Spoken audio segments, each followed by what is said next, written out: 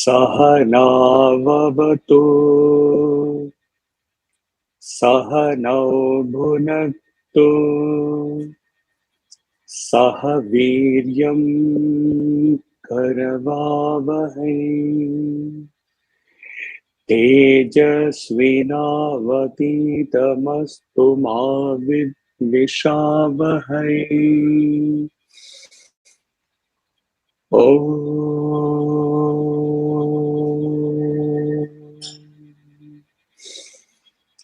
Shanti Shanti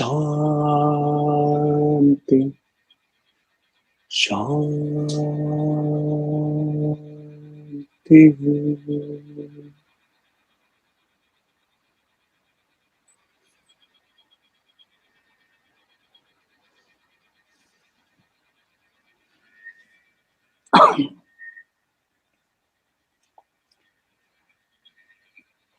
Just to give a brief background for those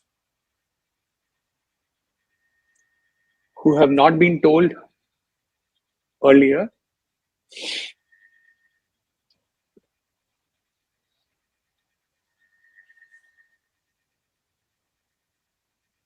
see how many times it happens.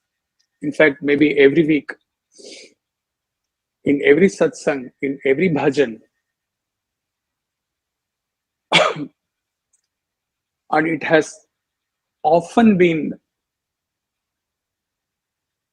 told in the various talks during Samarpan bhajans and other talks as well. He used to say that all the talks or all the absorbing in bhajans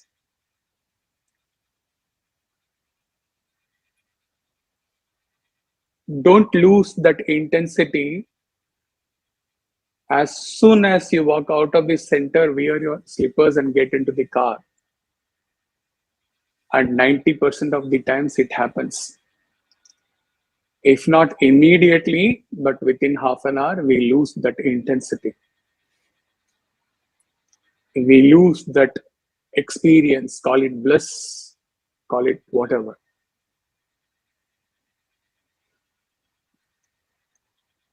Because of Maya.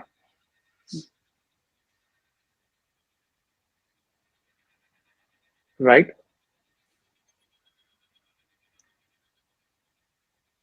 Now, taking it to the highest aspect in spiritual sadhana,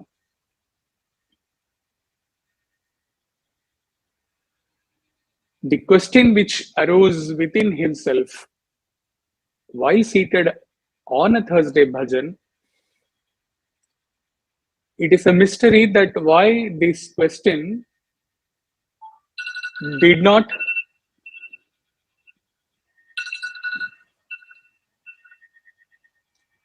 arise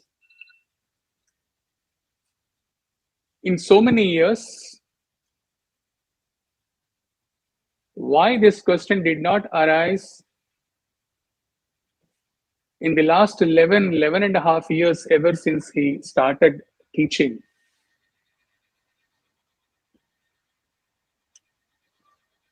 The only possible question which our limited mind can understand is that Swami provided for all these years for the sadhakas to reach a right level where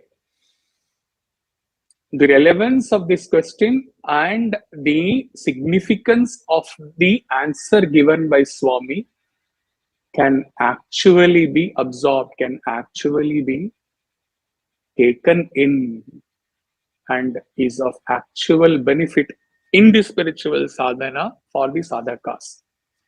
With limited mind, only this much we can understand. So, at the highest sadhana, level of sadhana, the question which arises on a Thursday is, Sai,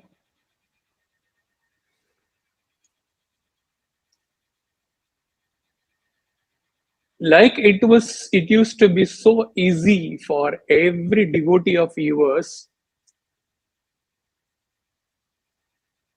to lose the cognition of creation, to forget about family, to forget about everything, to forget about his own identity, limited identity, whenever you used to come floating in the Sai Kulwant Hall. And if the devotee had that luck that day, you used to even come somewhere near the devotee, or if he has the fortune of his life, you used to look at the devotee, and still if he had to get the sayujya, you used to give him sparshan or sambhashan. Similarly, while at the center in bhajans, or while in engaging in meditation, nididhyasana,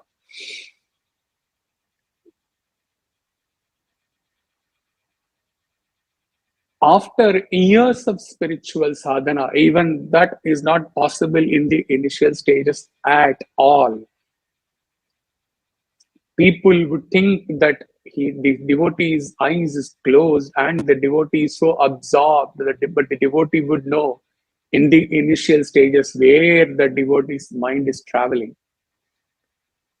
But after years of spiritual sadhana and in the path of devotion from attraction to reaching the single point at devotion, after that,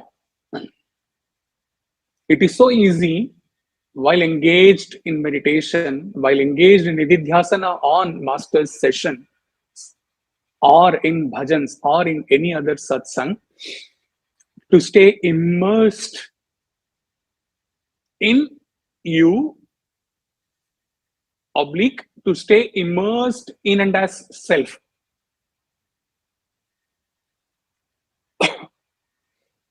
But Swami, how to sustain this? After coming out of the meditation, after coming out of the bhajans, after coming out of the satsang, after coming out of the nididhyasana, when the samsara, the world, is ready to swallow you suited and booted. This is explaining for your sake. It was asked in a very simple single line, how to sustain this state for any sadhaka once he is in the waking state facing the world.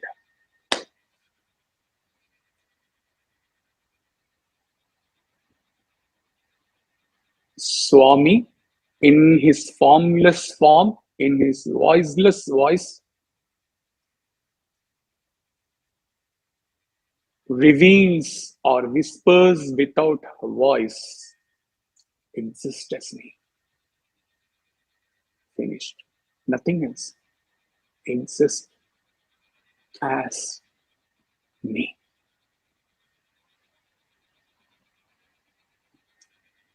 And for the process to open, to contemplate, and to get into the real purpose of why he said exist as me,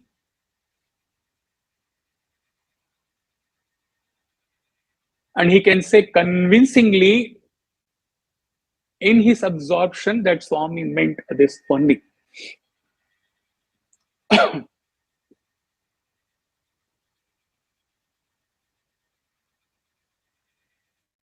Swami meant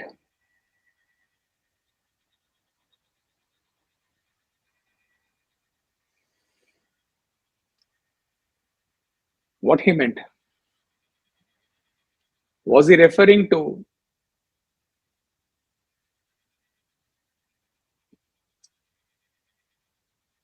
the qualities of omnipresence, omniscience, omnipotence.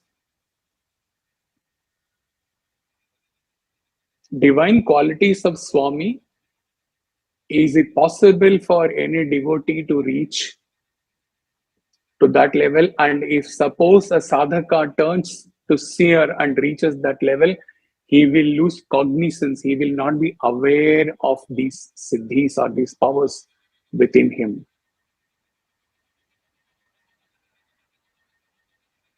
It was very clear that Swami meant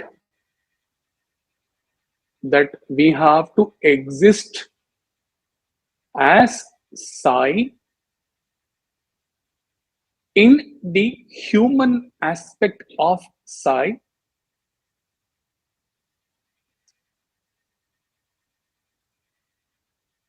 not mixing up with the divine qualities or miracles or all the superhuman level qualities which we cannot even think of as sadhakas.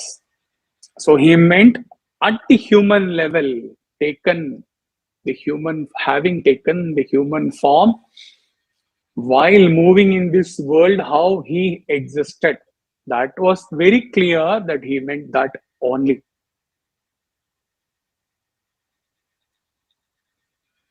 He also communicated with core sadhakas so many qualities. He put them into test. He gave them a hint to focus or to meditate on the human qualities practiced and displayed by the divine. He said, universal love. Then he said, existing without body consciousness, having no desire or attachment,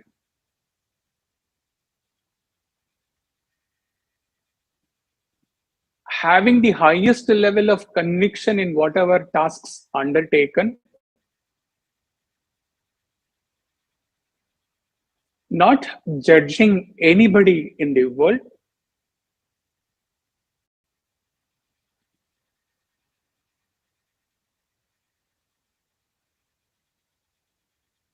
very limited food. These were the quality. Maybe he would have missed one or two. Doesn't matter.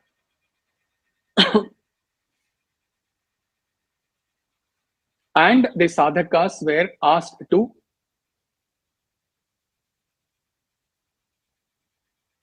measure the gap between themselves and Swami's all these qualities. How much is the gap? How much gap has to be bridged in these qualities?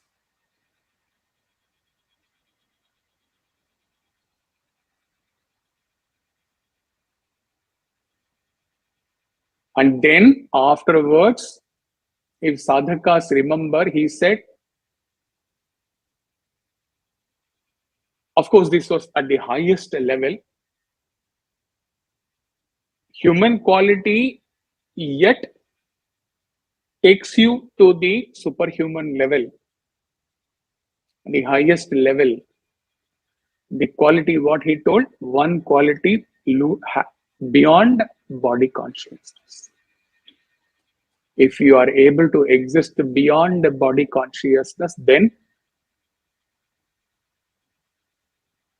perhaps mostly all other qualities will be fulfilled, because everything at human level, the misery starts with our identifying ourselves with the body. We know it. This was going on for a month or maybe 1.5 months. And if you all remember, even he has given few years before, 3-4 years before, maybe he doesn't remember the date or year, He has given, based on the Sundar stock, he has given you the my life is my message with reference to Swami. And he had dealt with various other qualities also as observed, staying closer to Swami.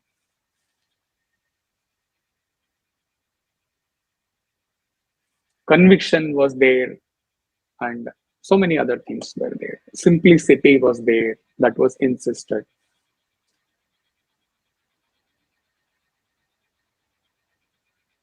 He dealt with a very human level, very normal qualities, maybe that at the earlier level we used to practice at least those qualities, even they are very at a very higher level, to reach to the level of universal love or losing body consciousness, etc. Then a month passed, maybe. He goes and sits in the Krishna temple.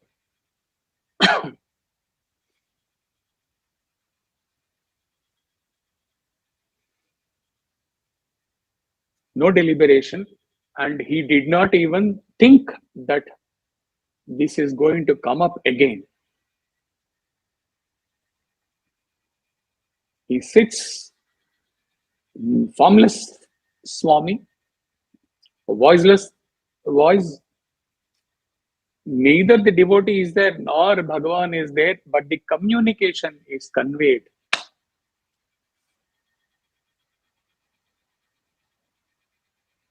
One and only one quality is conveyed mystically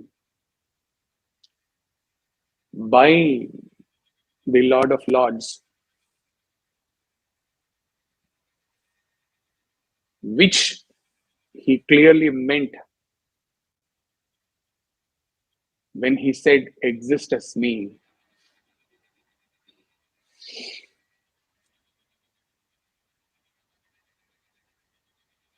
You can't even imagine, or you can't even think how all these things would have happened, because Swami is not there, the bhakta is not there, the question is not there, the deliberation is not there, mode of communication is not there, but thing is very clearly conveyed. Just take it, accept it, if it is convincing for you. And that was pure love.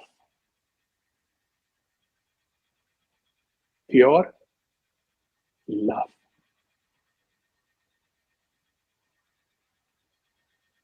See him walking for a couple of minutes. This is not to take you to his human form at all. The request is that even while seeing him in the form, walking as pure love, try to, if you can, try to transcend that form and try to experience only one thing: pure love.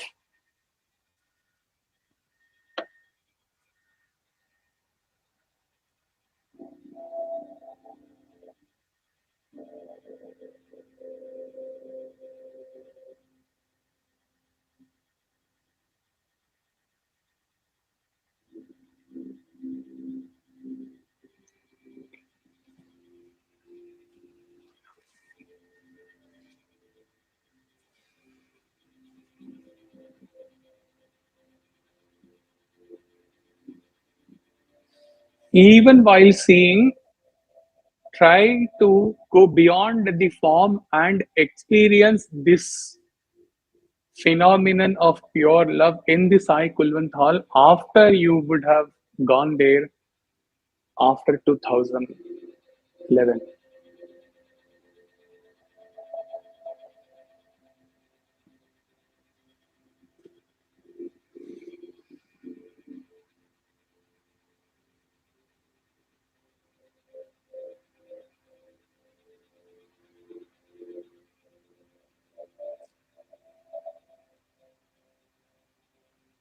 If at all anyone truthfully says After visiting Puttaparthi after 24th April 2011, and if they say truthfully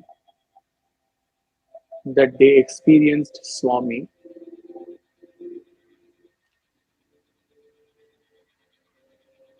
that experience can be only love, spreading across, pervading the Kulwant Hall, pervading the ashram, pervading the mountains, the sky, and the earth. If that is not experienced, then a bhakta is bound to stay limited to this form forever and ever and get into moments of utter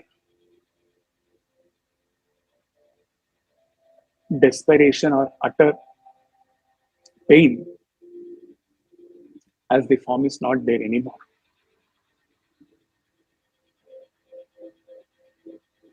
He said, experience me as Om at the highest level. May be difficult for everyone, but very easy to experience Sai as pure love.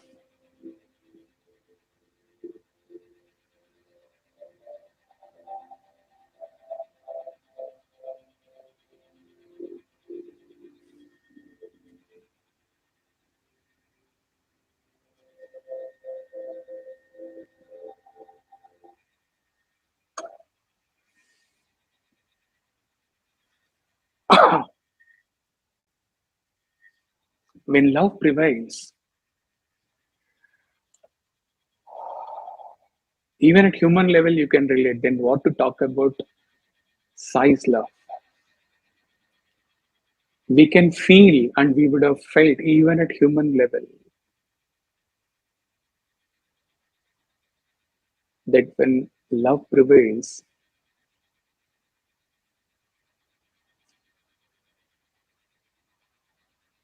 at its higher level, it is often, regardless of the form of the person whom that love is flowing. The form is not there, senses do not work, mind does not work.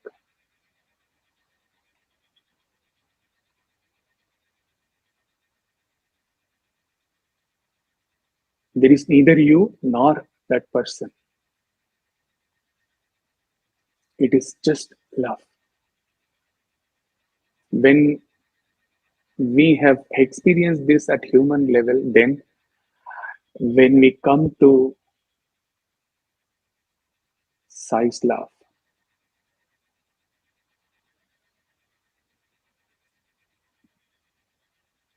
how it would be and how it has to be.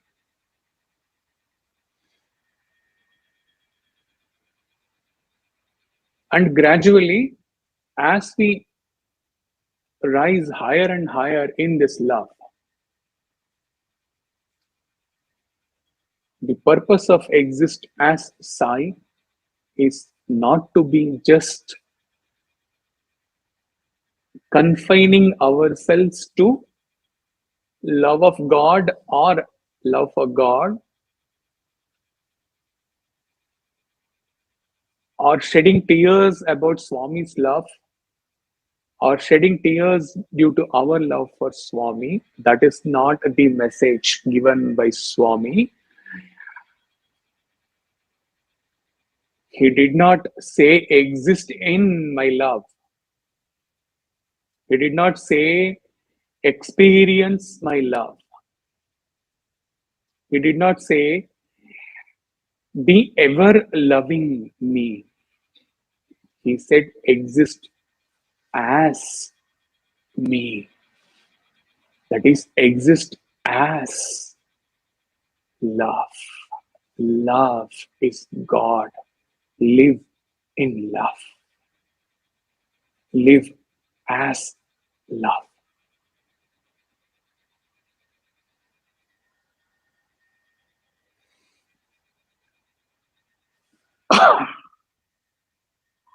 His mission, if you can think of the hospitals, the universities, and the water saver, giving water to how many 700 odd village, and houses to the poor and needy. Endless parts, projects, and the outcome, the manifestation of his mission, everything. If you ask a true ripened devotee, experiencing him as love and existing in his love as love, and if you go and ask him, what are all these things? What is all this vision about?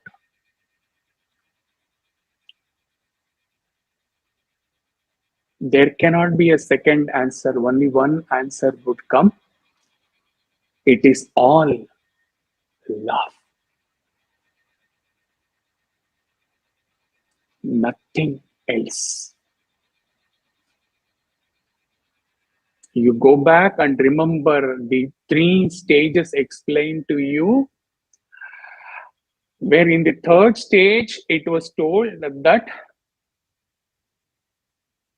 a Jivan Mukta, and most important, most relevant to this satsang, God actually does nothing.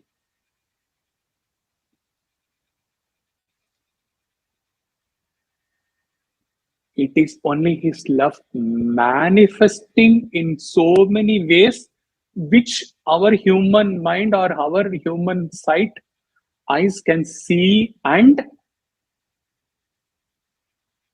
be wonderstruck. How this is possible? Yes, it is not possible if all these things were ever undertaken by any human being with that level of educational qualification, with that background of Swami in that small village. If these were not manifestation of love, impossible.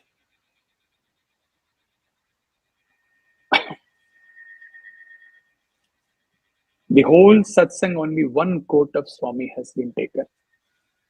He said, way back in the 60s, I have come to light the lamp of love in your hearts, to see that it shines day by day with added luster. I have not come on behalf of any exclusive religion. I have come to tell you of this unitary faith, this spiritual principle, this path of love, this virtue of love, this duty of love, this obligation of love.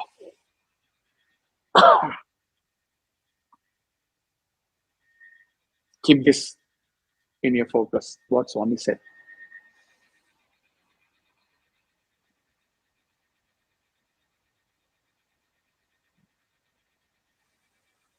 Some sadhakas would remember that before this revelation, few months before, of course, in the 11 years, he has been teaching in hundreds and hundreds of ways how to exist while in samsara. Numerous ways, from Vedanta, from the Bhakti Marga, from everywhere. In so many Samarpan Bhajan talks, he devoted one Sadan talk only to seva, only to service.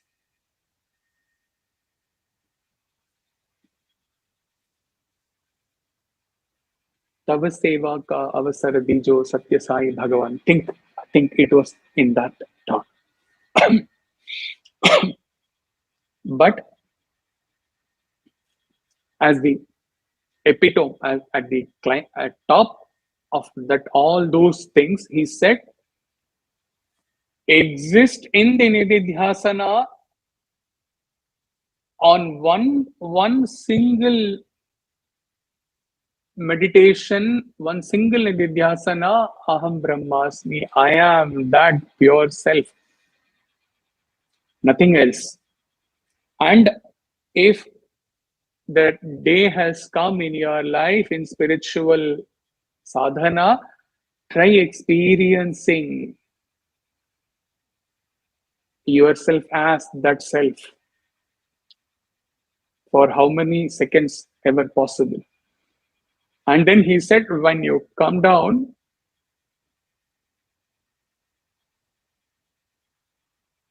be immersed in your devotion, your bhakti.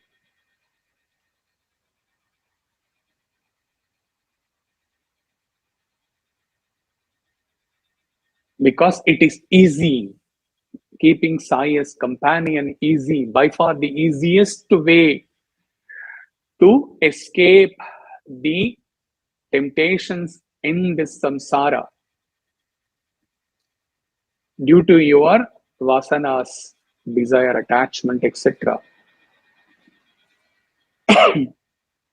And he also said that, like Hanumanji told Vibhishana, Tumhare mantra Vibhishana mana, go back to that talk and listen. When you are tuned and when you are meditating on the divine principle as a Brahman, be at that state. And when the same divine principle is meditated in form, it becomes devotion. There is no difference. There is no this is high, this is low, nothing. So be in devotion throughout the day. Hold Swami as Pranasakha, as companion, he said. Remember? But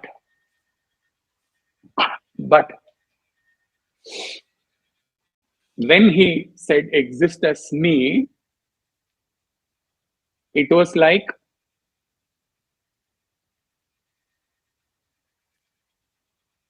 he was correcting him in his aspect of teaching to the sadhakas, because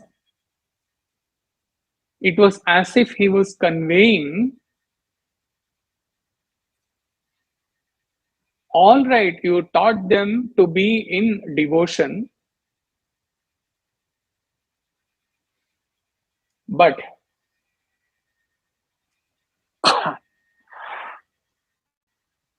when one lacks the conviction to continue the state in which he or she has been in the meditation, and the sadhakas tend to lose the conviction and get drawn into samsara, and when the Maya is pulling them, how do you expect them to stay still immersed in devotion? Because in devotion, they have to be separate from God. And when his own Maya is so strong, then how do you expect them to have the devotion overpowering the pull of samsara? It is excellent what you taught them, but is it possible?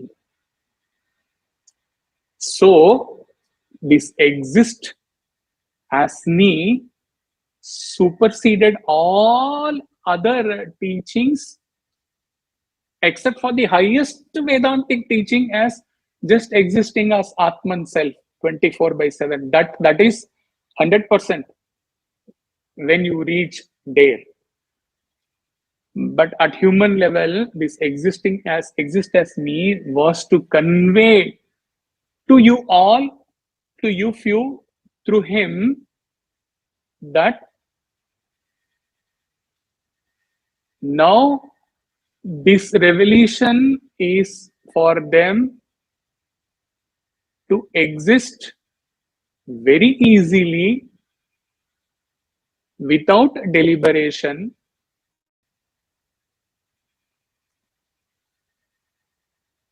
not separating the object of meditation or object of devotion from them, but to exist very easily in their true essential nature, love.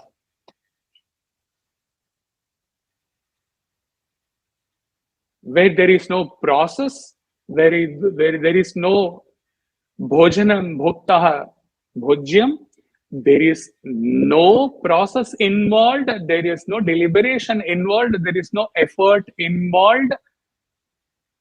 I have revealed to you, I have given this command to you to exist in your true essential nature at human level. At the highest level, divine level, it is self. At the human level, your true nature is love. That's it. No effort. You just exist as love.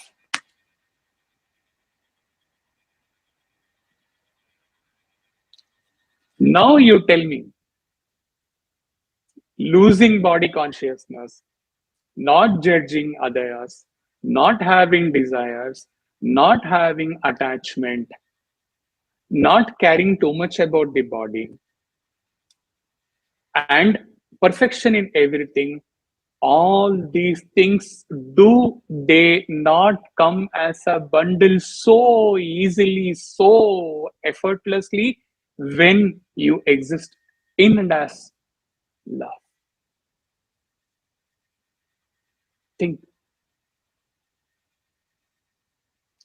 In the Ashtavakra Gita session, one of the verses says, there is no life, there is no death, there is no world, there is no laukikam, worldly relations for me. Now tell me, when you exist in pure love, do all these things have any relevance? Though you may be day in and day out, be amidst the family, amidst the relations, in the world, but do they have any relevance? All these things will be whatever he is sharing today on his contemplated outcome of that dictum, exist as me. All these things would appear as a good listening only if you are not able to actually go beyond your limitations and exist in love, exist as love.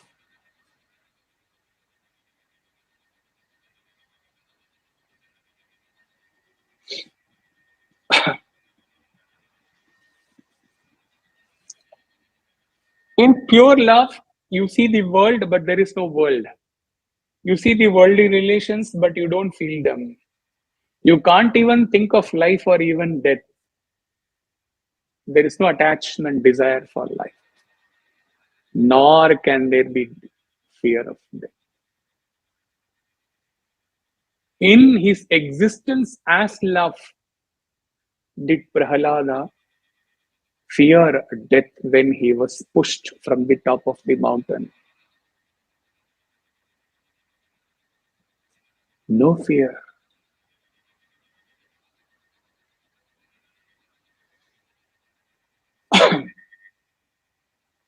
So, what happens then?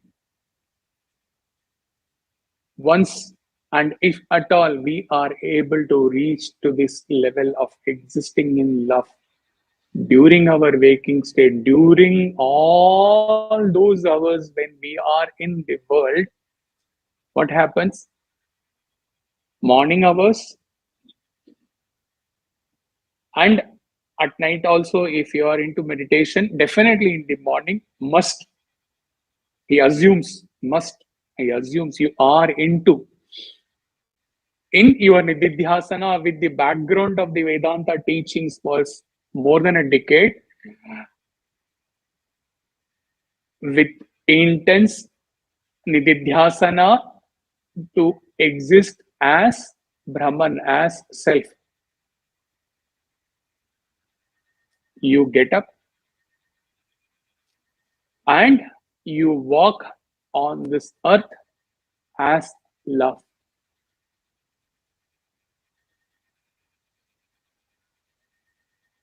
You exist as love.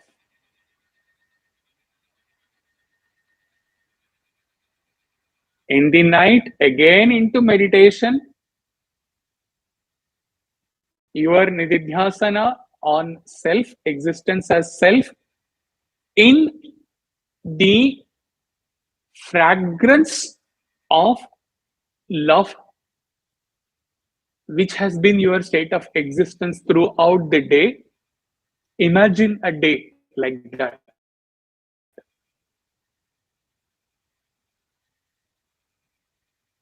It is most probable that you will get a deep sleep without any disturbance, without any dreams. 24 hours you have achieved. Next morning awaits you for your nididhyasana on self, and the cycle continues. Can there be any other beautiful, wonderful way of existing in human level than this?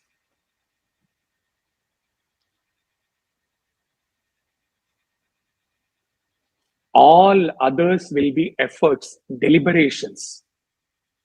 This is natural. This is natural because how after the Upanishad era, how this bhakti movement came, Chaitanya Mahaprabhu, then Meera, then all the Rama and all the Tukaram, Kabir, Tulsidas ji, all the entire Ramanuja, uh, all this, how it came up.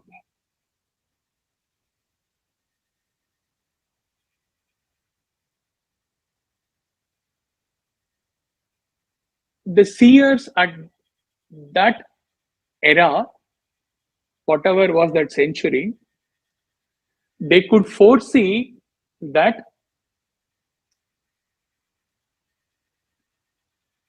with the change in the yugas, with the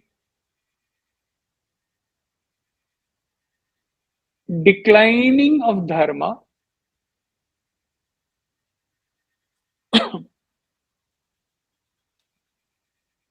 centuries after this, it may be difficult for people to engage 24/7 in the nididhyasana on self Atman.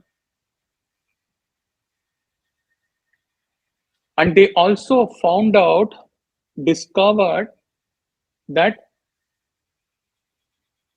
no matter what a human being is, no matter how much follies he has within himself, they could know, they themselves, when they have at their moments of their human existence and seeing all other human beings, they could know one thing, that irrespective of the state of existence of any human being, due to his background, due to his vasanas, sanskaras, but the essential nature of a human being is love.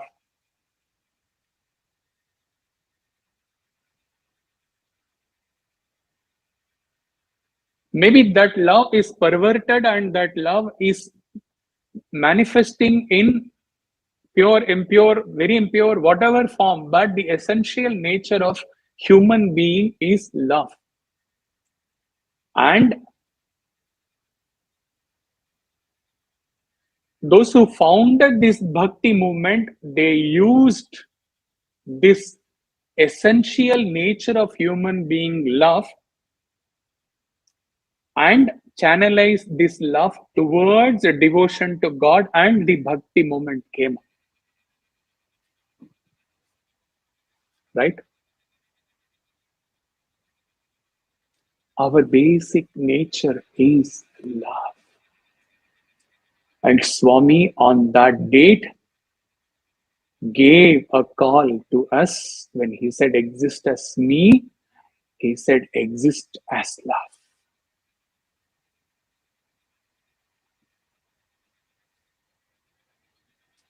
This is a very precise core sharing satsang where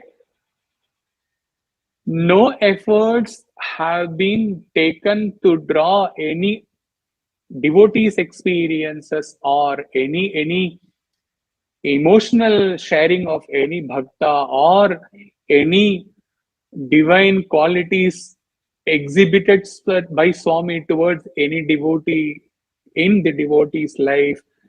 The effort has not been to draw you towards the two aspects, your love for God or God's love for you, love of God. This session could have been taken to 3 hours, 4 hours if that route was taken. But Swami's instruction was not that. The intuition given by Swami was not that. Exist as me means it is neither Swami's love for you which has to be experienced, or either your devotion or your emotion towards Swami which has to be given too much importance, but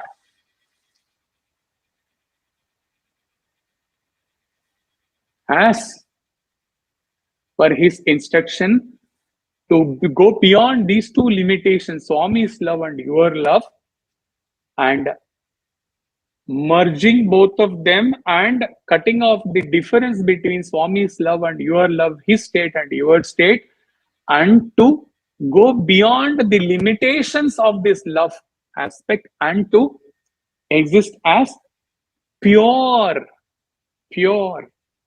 love. So it's most concentrated sharing which has to be experienced by you without getting drawn into the emotional part or the devotion part of love. You may start with that, no problem. But his command is not that.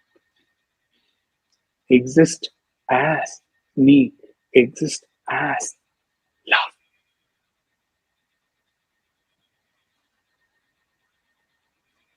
When what we call as awareness, we say objectless awareness, correct? Perhaps Chinmaya was the first one to coin this expression, objectless awareness.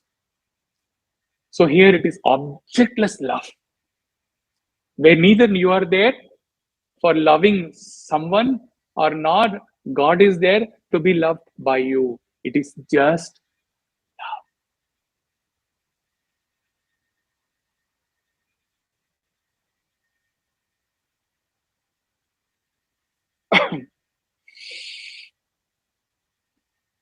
And some of us, may not be you, maybe him. So don't take it that he is pointing out. Vis-a-vis whatever has been shared, what happens to us sometimes? We allow our ego, our vasanas to rule us completely, take us for a ride. We act pushed by our vasanas, our ragadveshas, our attachment, our fear. And when we come and sit before Swami in this shrine, we shed tears. maybe due to our sense of guilt or whatever it is. We don't know why we are crying. Swami looking at us and asking, what is this? Have I sent you into this world? How I sent you into this world? And what you have made of yourself?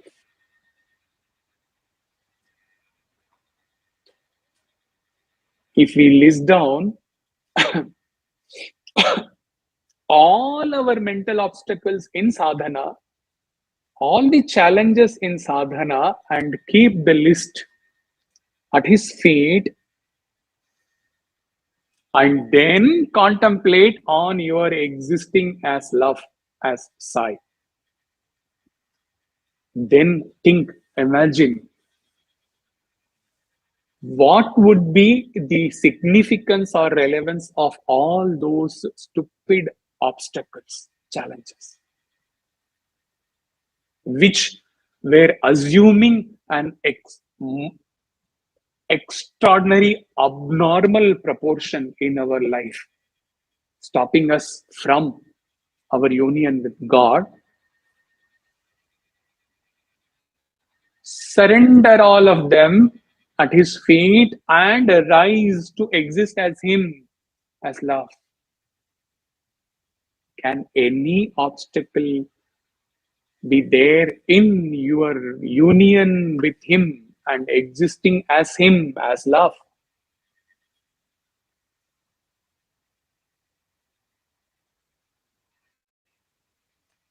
Turbulations, challenges in family, at workplace, at neighborhood, in society, in country, in world, within yourself. All these things have no relevance at all.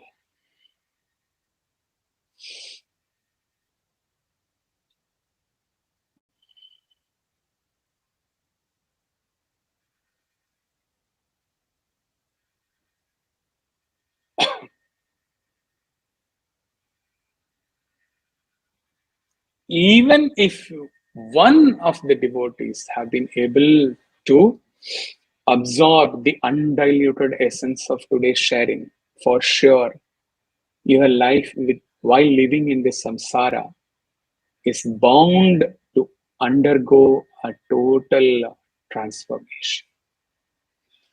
It's a direct command from Swami, and even this elaboration of the command exist as me is surely from Sai. He gave the flow, he gave the expressions, he shapes today's sharing, and whatever he gave has been passed on to you.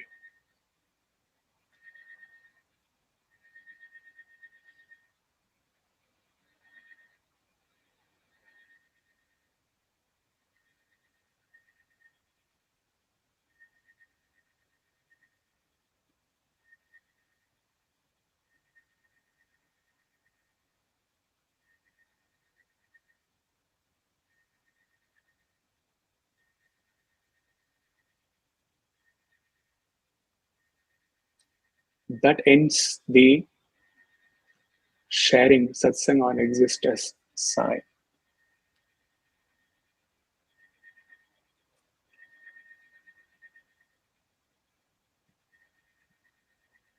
Those who came to attend only that part online are free to leave.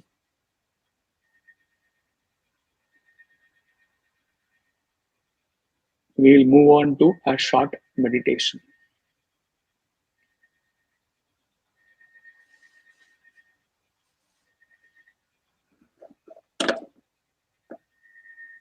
Airport has gone, I think.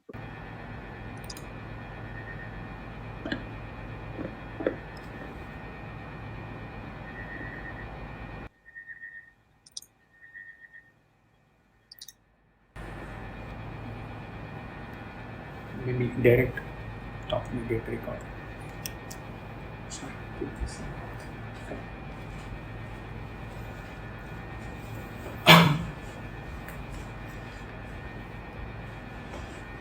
airport just got discharged, so maybe directly you can hear.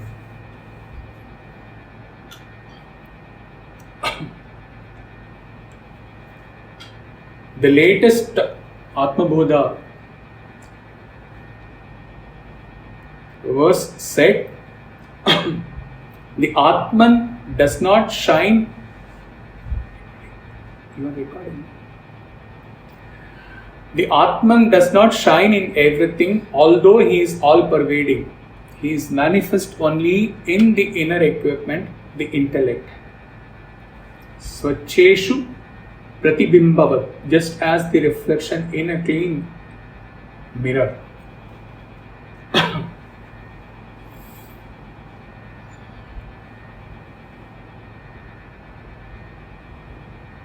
Somebody may message Raghavan and ask if he is listening to, is able to pause this. Otherwise, we will align.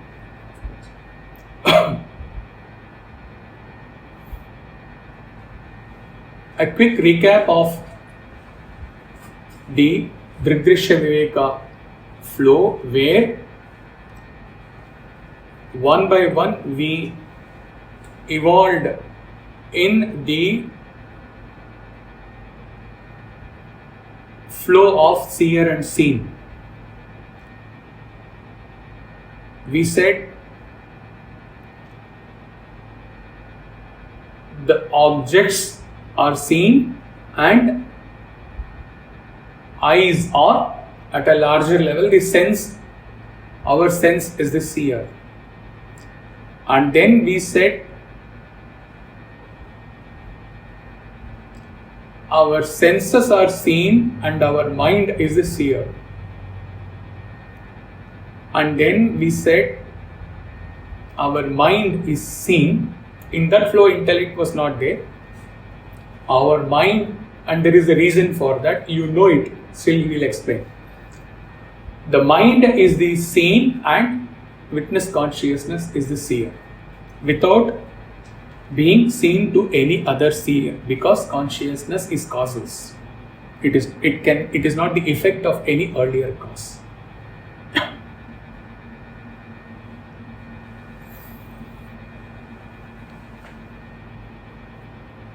Now glide along with him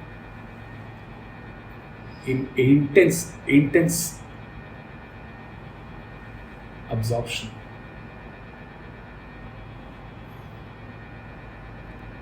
Talking about senses,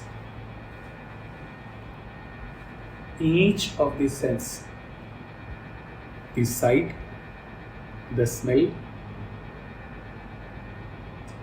the touch, the hearing, taste, all of them have their own relevance, all of them have their own importance.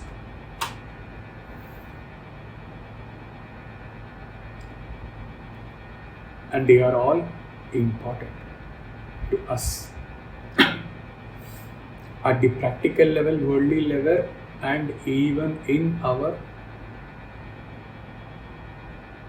evolving to a higher level, they have their place somewhere.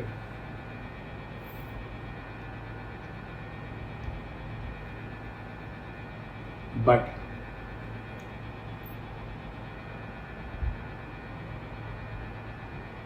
our senses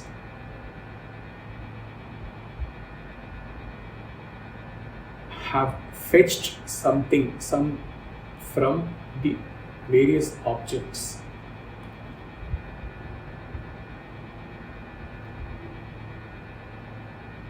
If there was no mind at all,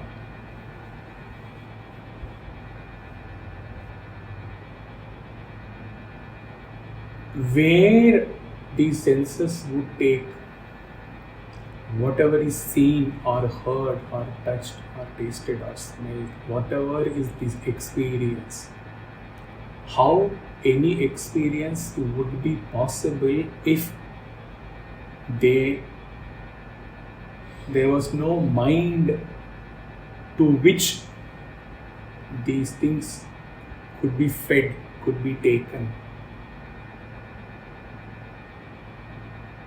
So that through the mind, the outcome of all the objective things seen, heard, felt, etc. can be experienced.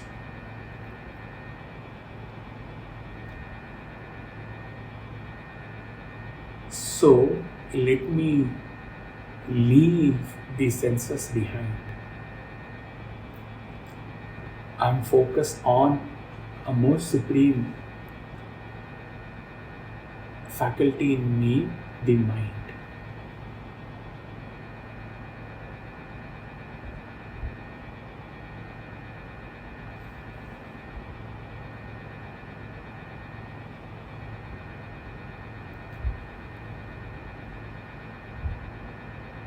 But in the mind, I see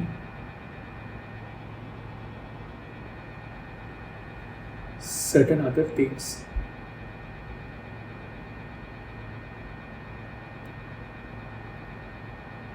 My Guru has taught me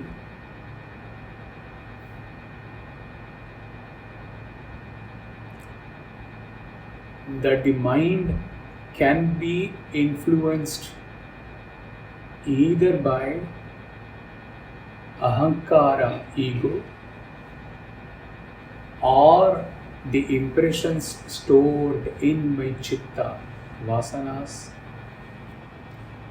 or by my higher faculty in me, the buddhi.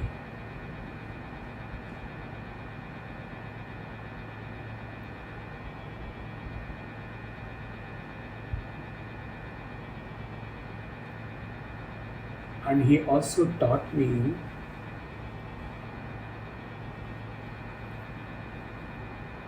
that bereft of this chitta and ahankara, there is in fact no difference between my mind and my intellect. Mind is intellect. If there is no ego, there are no vasanas. Perhaps that's why mind as the seen and intellect as the seer has not been dealt in the Vidrishya Viveka, because they are both are same. A pure intellect and the mind is same.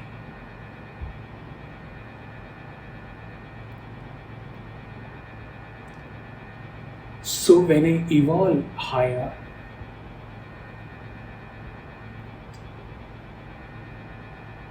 I evolve to my pure intellect, because it is the same as mind, but as I was focusing on mind, inside in mind there were so many other small things also there due to my ego, due to my vasanas. I evolve.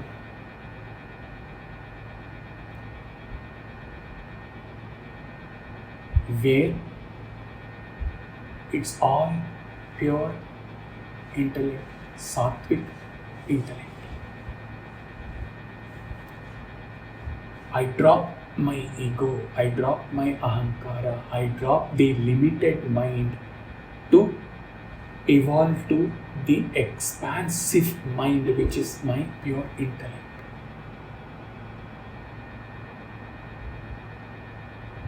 Sattvic, pure intellect, which has only helped me to grasp all the subtler, difficult aspects of the one transcendental truth which my Guru has been teaching me relentlessly. Salutations to my intellect.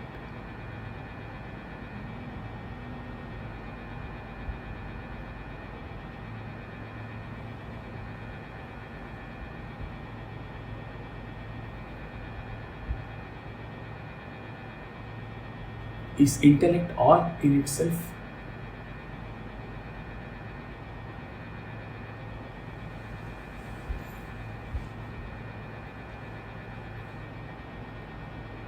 He taught me the oil and trace paper analogy long before.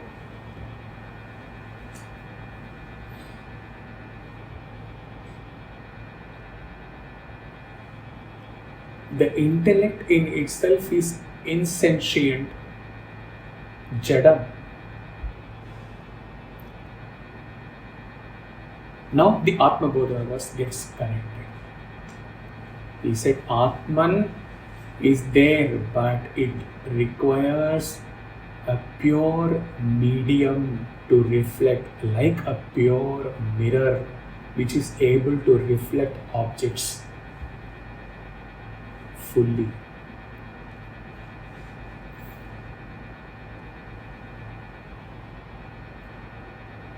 The intellect in itself is insentient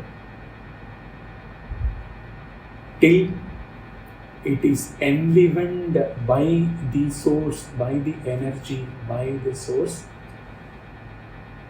consciousness, and then the intellect reflects to my mind senses.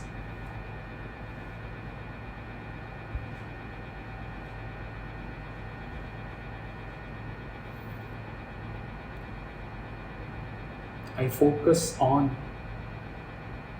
that consciousness which is reflected in my intellect, and I stay there.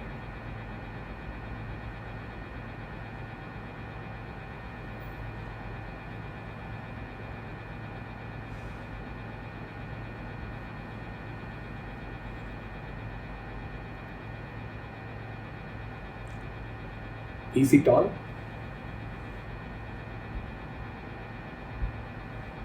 He taught me that, like Swami tells about the door key inside and outside, one direction of the key pulls you inward, one direction of the key pulls you outward to the world.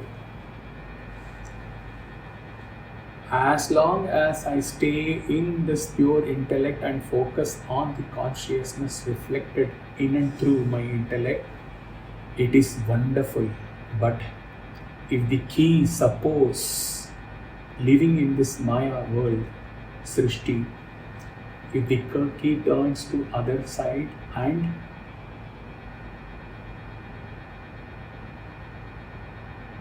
like the Omkara gives way to Ganesha, Guru and Devi presence, etc. If suppose my mind takes over, my lower mind takes over and it fails my intellect, then what do I do?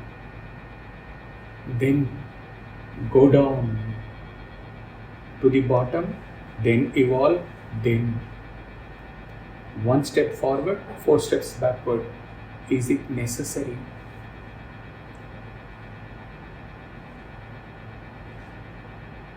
Instead of focusing on the consciousness reflected through my intellect,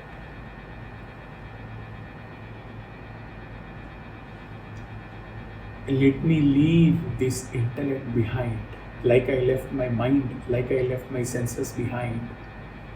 Let me leave this reflected consciousness behind and then evolve to merge and exist as the source, pure consciousness.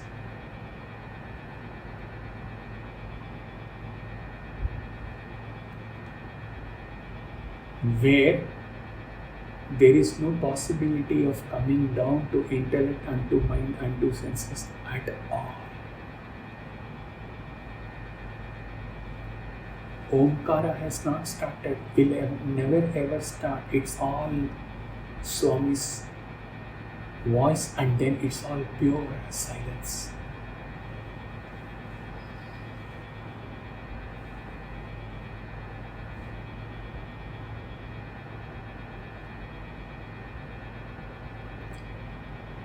Let me leave like the onion layers. Let me leave all these things one by one, one by one, one by one, and then evolve. Ultimately, that is what all my Nididhyasana is about. Let me evolve to that highest ever possible state, which is my real state at that highest spiritual level. At human level, he taught me my nature is love. At the highest level, my nature is self. Let me exist true to my nature.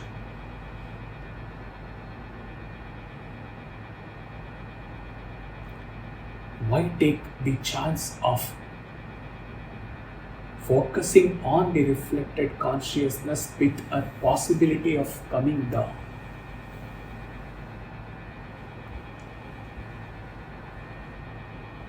And I asked my Guru,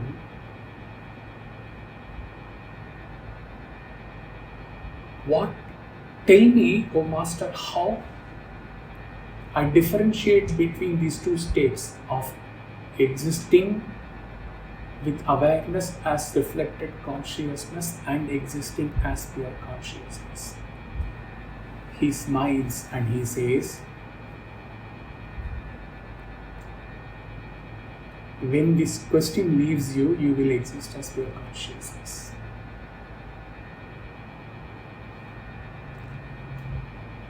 When even the subtlest thought flow within you, that now I have transcended my mind, now I have transcended my intellect, now there are no thought patterns going on, now I am in bliss, now I think I have transcended everything.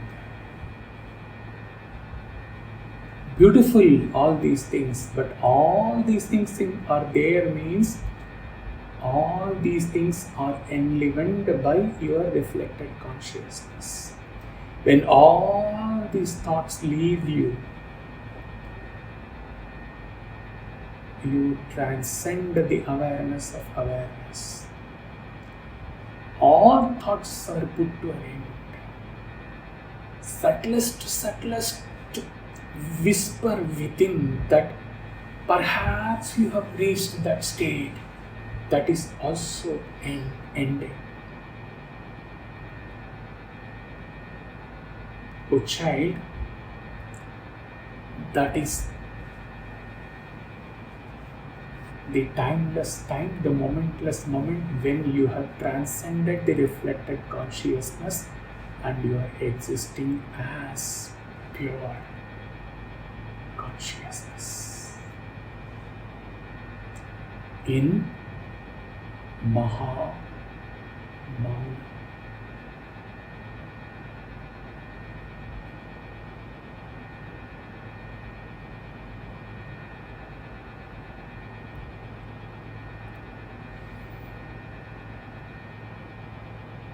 And this is your purpose of why you are born.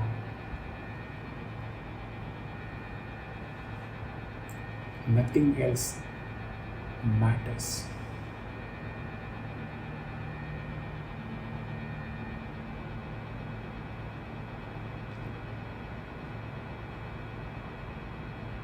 I told you, leave the matter, catch the self. Today's revelation is at the end of the meditation process. The fructification of this Nididhyasana is to transcend the subtlest thought of having left the matter and having caught the self. Then you exist as pure consciousness.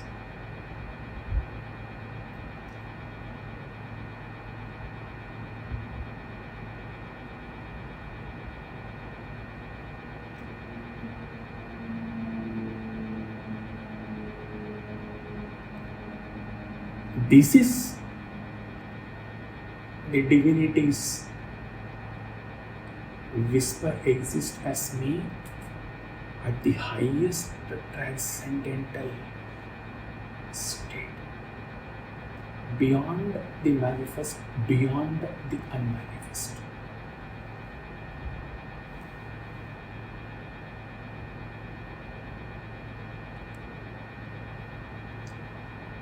I am not Atman, I am not Brahman. I am not there to say that I am not Atman, I am not Brahman. I am not there to think that I am not there to say that I am not Atman, I am not Brahman. All things crossed, transcended. Silence.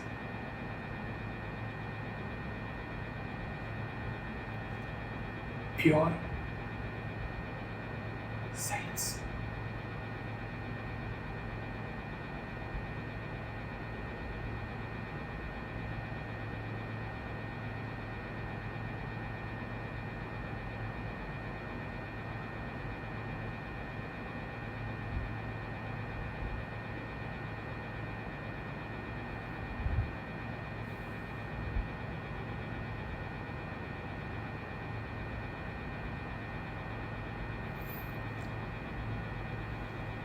Hari Om.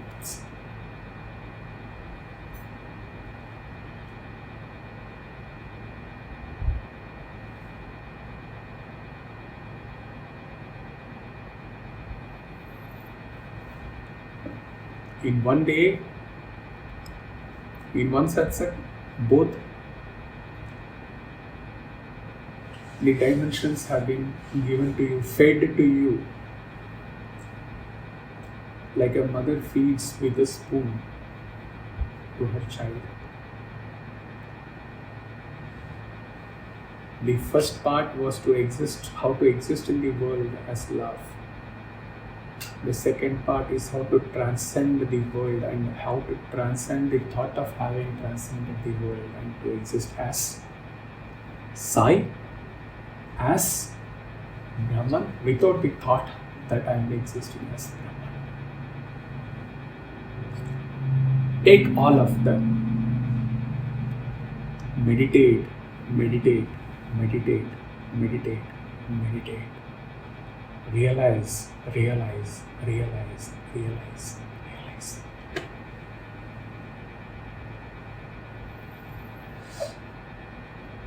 Sairam.